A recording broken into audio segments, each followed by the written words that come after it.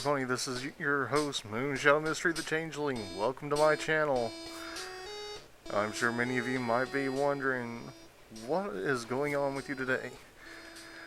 Well, I'll tell everybody, I have still not yet gotten my stuff for my channel figured out quite yet as far as the vectors and the animation style, and really everything I'm wanting to do. So I figured until that point, I needed a hook. And this is it. This is about as close as I'm going to get IRL to my OC's appearance.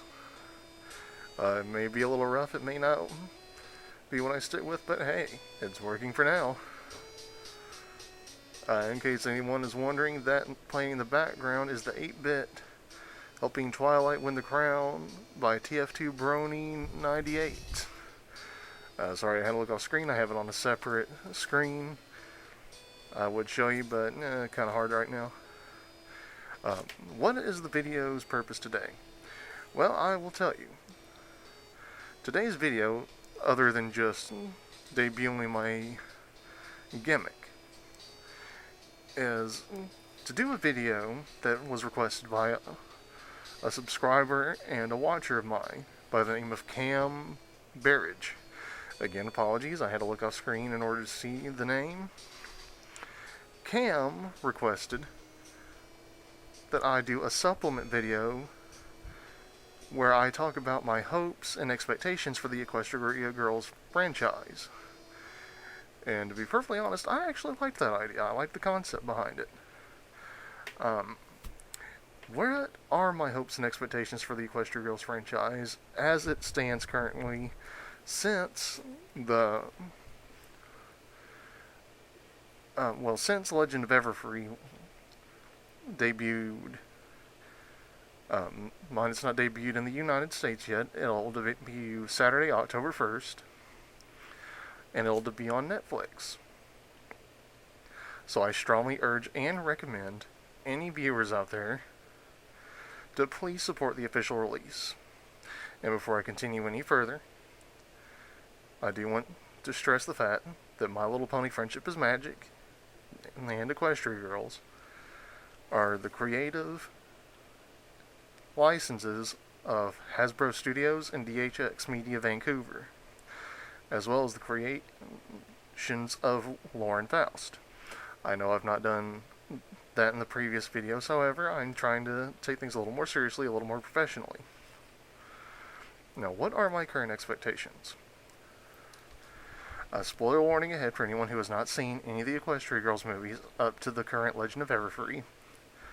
I know that seems a little unusual. I mean, everybody by now should have seen it, but not every pony has. And that's okay. You know, it's not everyone's cup of tea. Now, what are my personal expectations?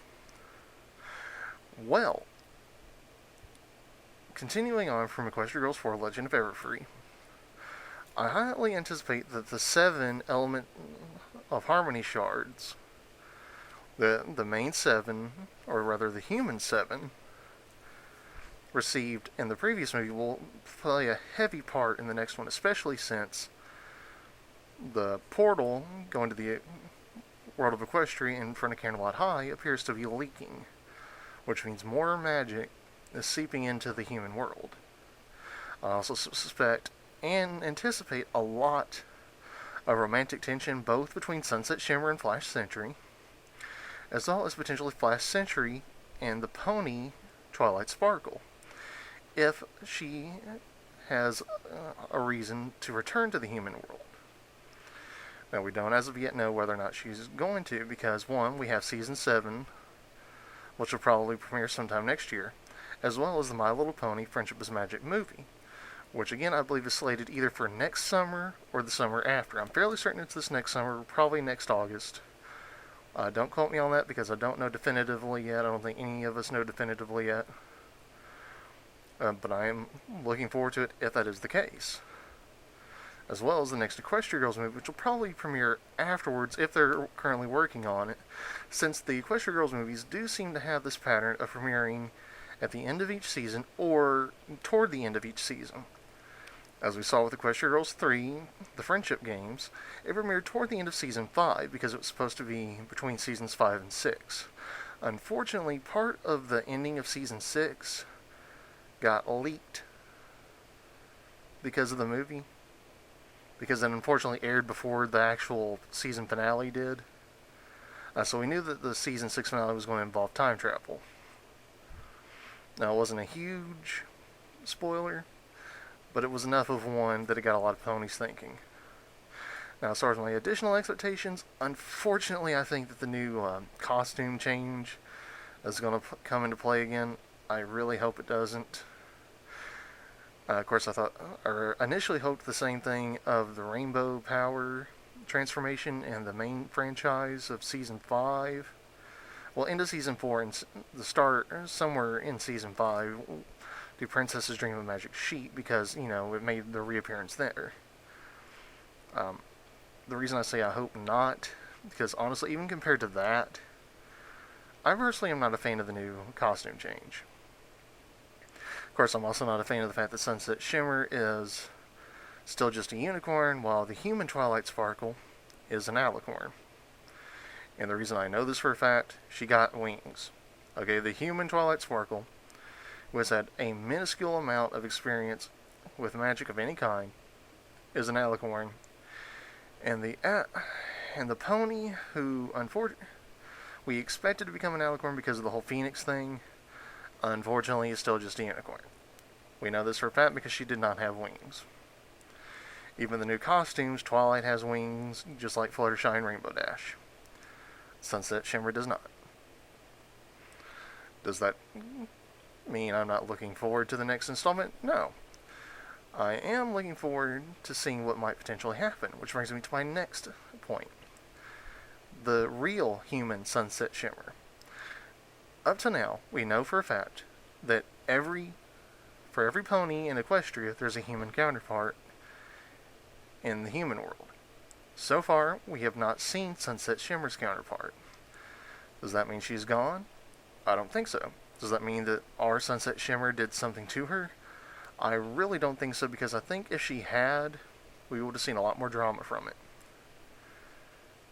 It would be an interesting plot point, and it would make for a really dramatic moment, but I don't expect that's the case.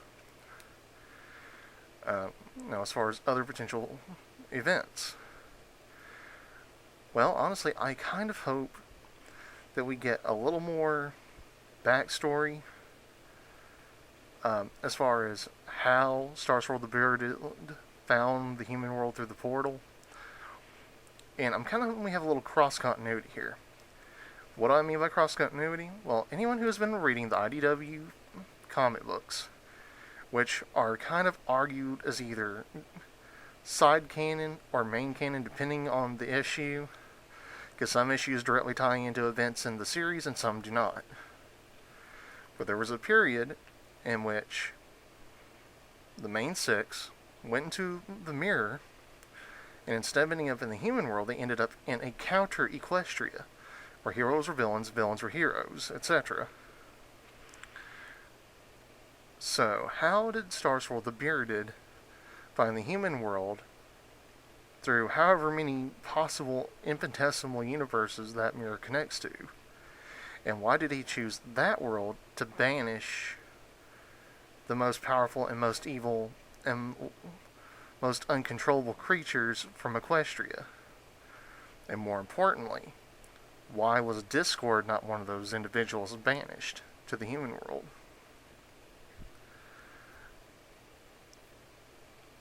Now, a lot of fans out there believe that the unfinished spell that Starswirl was working on, that was passed to Twilight at the end of Season 3, which turned her into Princess Twilight, plays a part in that. Do I agree? I don't agree, but I also don't disagree. It's a very plausible theory, in my personal opinion, and I do want to stress personal opinion. I am not an analyst, I am a reviewer.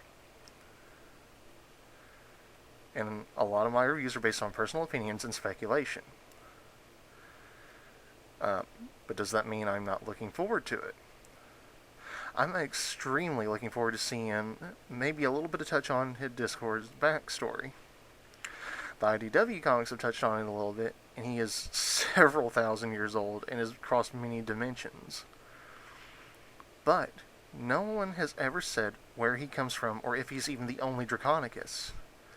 A few fans have theorized there's a female out there just like him, playing into Greek mythology. Or is it Roman mythology? To be perfectly honest, I get confused about the two. But namely, Eris, the goddess of chaos. Now, this would be extremely interesting, because we already know definitively that Tartarus is in the pony world, as is Cerberus, so why not Eris? Or does Eris, the mother of Discord? A lot of things out there. Now, another thing I want to bring up as far as Equestria girls specifically is Adagio, Sonata. Honestly, I can't remember the other one. Anyway, the Sirens from Rainbow Rocks. Now, here's the thing. If everyone we've seen so far, dragon, human, diamond dog, pony, otherwise, has a counterpart, then what about the Sirens? Does that mean there's already a Sonata, Adagio, etc. in the human world? Or that there once was in the human world when they were first banished there? Now, we don't know how the laws of space and time work with the mirror as far as past and future. We do know that the Sirens were still able to use part of their magic and drain humans of their energy in order to sustain themselves and become more powerful. Does that mean that for 1,000 years they've been doing this? Because after all, when they're introduced, they're still teenagers as far as appearances. And yet, their knowledge of the human world is not really touched upon enough to say anything. But clearly they were there long enough that they have picked up a taste for human food. Or at least Sonata Dusk had. After all, Taco Tuesdays! I actually felt bad for her, honestly. Sonata Dusk was the one member of the Sirens I actually liked. She seemed like she had the capability of being, reformed over a long term. But we're probably never going to see it. But there's another issue right there. Well, not really an issue, but another possibility. A lot of fans, and I apologize for that. Unfortunately, excuse me for just a moment.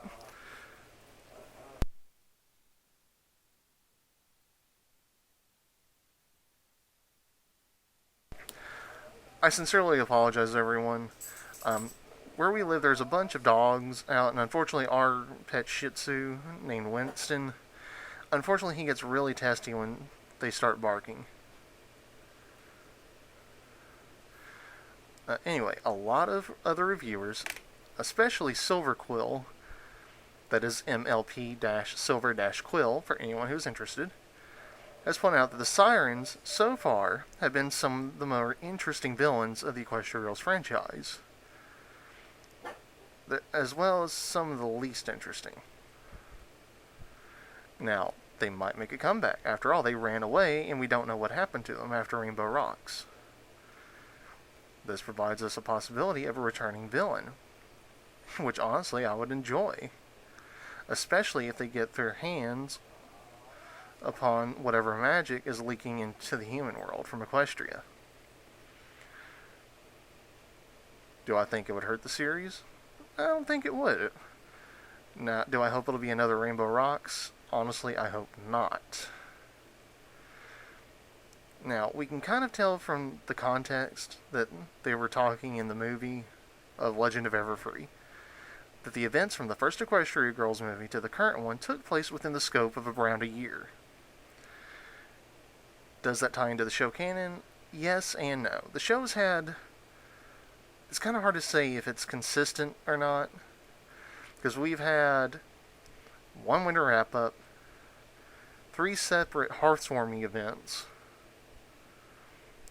plus, the Ponyville getting winter during Season 5, where Rainbow Dash thwarted, or attempted to thwart winter, resulting in a Game of Thrones reference by Twilight. Did not expect that in a kid's show. Anyways, I get off tangent a little bit. I'm trying to get myself back focused again. I apologize for that. Anyways, so we don't really know definitively if it has actually been a year or if it's been longer.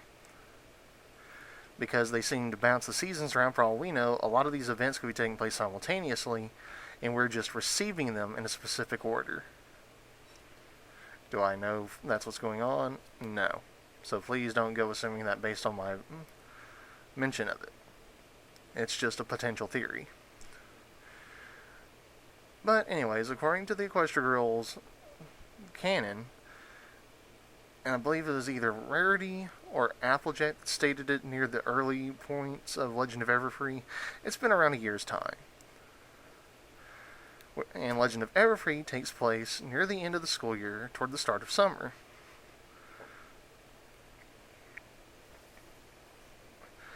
Now, we didn't get to see the return of the CMC in human form, or a lot of other characters. It seems that we were stuck with either with the junior year, or what appears to be the junior year. We can assume that they're either juniors or seniors. I'm assuming juniors because Flash Sentry already had a car and he was already driving. So, I'm hoping we get another year's worth out of them at least, canonically speaking. So the next movie maybe will take place at the start of the school year, or toward the latter half of summer. Either way, it might be interesting. Are there any specific types of villains or creatures I hope to see? Well, actually, yes and no. I'm not a particular fan of early generations of My Little Pony. I was born near the latter half of the 80s, and I grew up with a lot of 80s franchises, particularly Transformers, Robots in Disguise, and Teenage Mutant Ninja Turtles, as well as G.I. Joe. Now, I also was during the generation of Care Bears and My Little Pony. But again, I was never really a fan of the early My Little Ponies. And Generation 4, Friendship is Magic, is where I came in, and it's where I'm really glad to be at. However, Silverquill and a few others have pointed out various villains that have been making returns. Tyrek was one, and he was significantly different from his Gen 1 counterpart. The Schmooze was another. Allegedly, we're going to be seeing the return of the Sea Ponies during the My Little Pony movie. That would be interesting. Now, as far as for the Equestria Girls movie, there was one character in particular that Silverquill pointed out. He kind of looked similar to Tyrek, but not quite. He had like a ram's head kind of thing going on. I can't remember his name. And then there's also various other Gen 1 villains. So, would I like to see some of them be introduced? Well, yes. One or two of them were anthropomorphic or straight up human already. So it could make things interesting. A lot of people actually were really impressed by Tyrek, and a lot were impressed by the Schmooze. So, and the Breezies were significantly better than their previous generation counterparts as well. So would it be a good change of pace? Yes. Is there any other characters I'm looking forward to? Actually, yes. I would actually like to see the human world version of Discord, as well as perhaps King Sombra or even Queen Chrysalis in human form.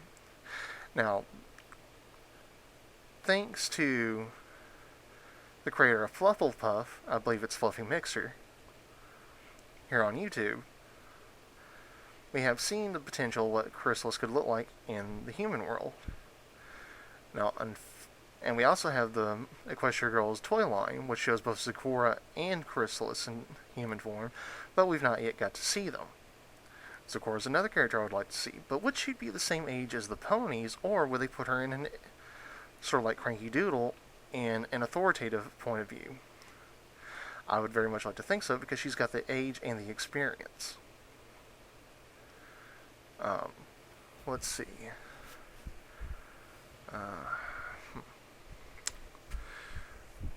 Well, I'm not really sure where else I would like to go with this, honestly. There's so many interesting things. Uh, One character in particular, and it's a background character that we saw, the Sea Serpent,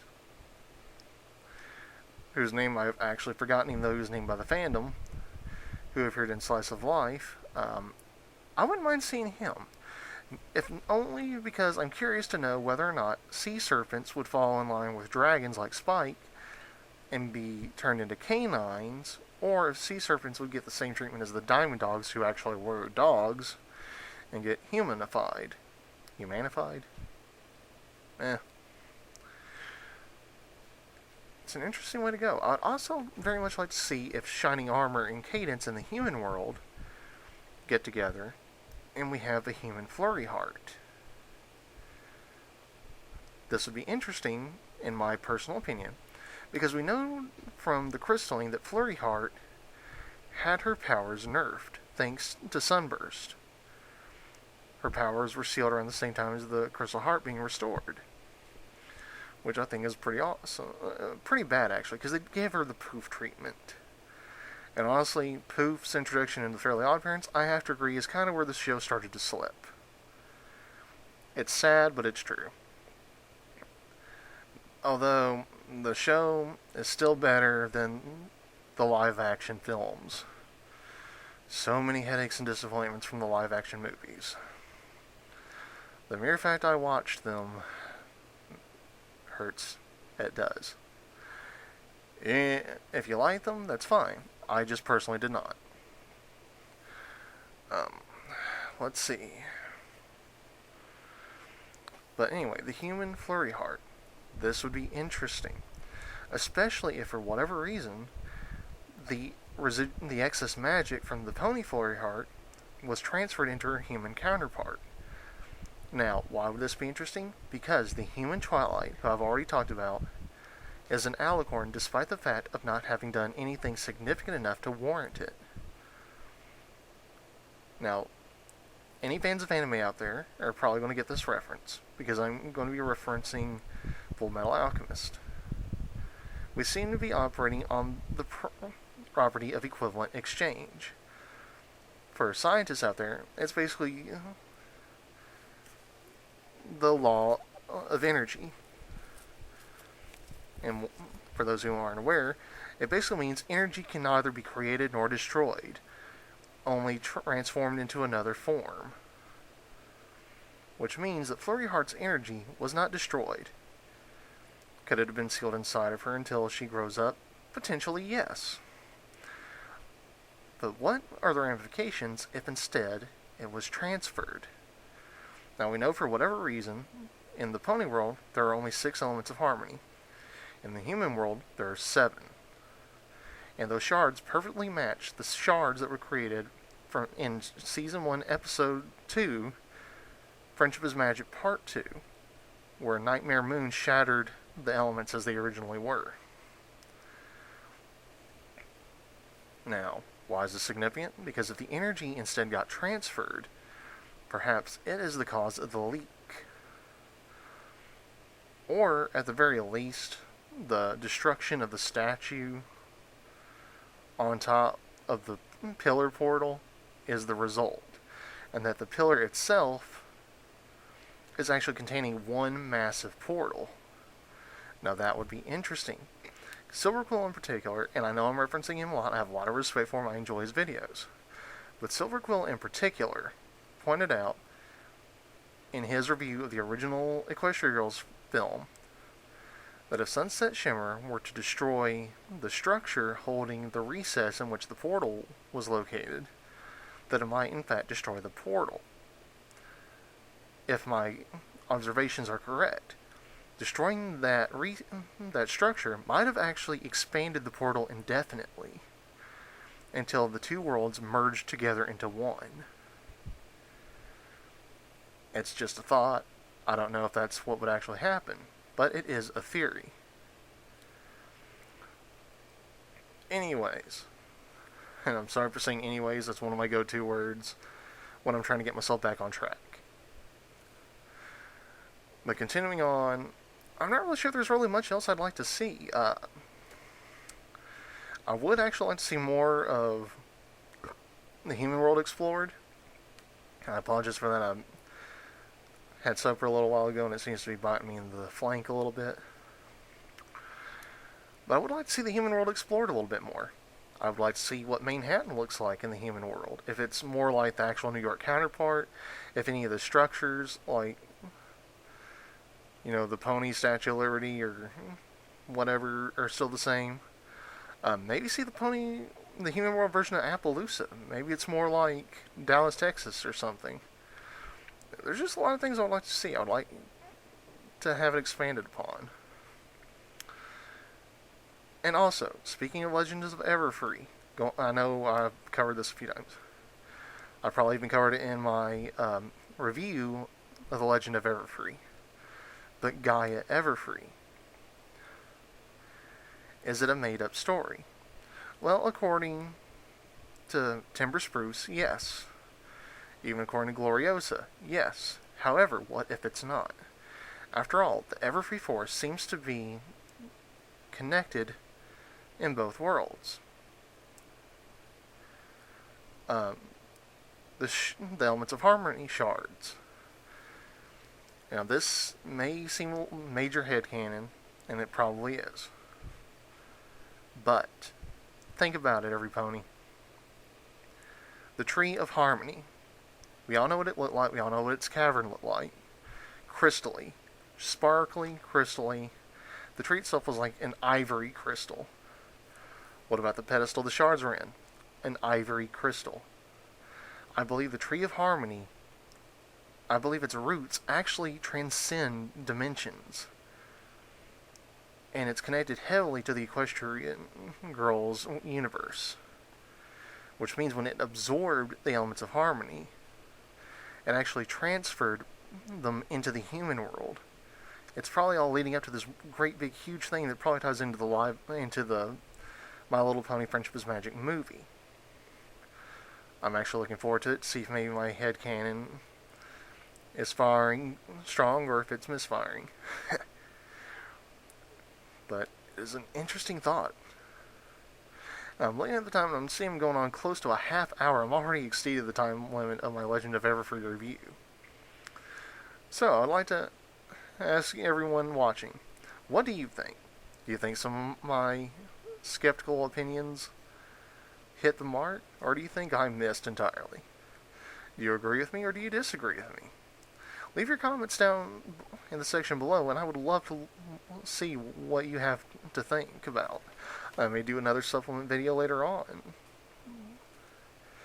At the very least, I'll give them a read, and I'll try to respond as many as I can. If you like this video, please click the like button down below. And if you disliked it, please feel free to click the other one. I welcome your opinions and I welcome your right of free speech. If you like this video and want to see more, please click the subscribe button. And as always, every pony, don't go changeling for everyone but yourself. I mean anyone. I swear I'm going to need a blooper reel eventually. Anyways, every pony, thanks for watching, and I look forward to doing more videos for you in the future. Take care, and have a good weekend coming up.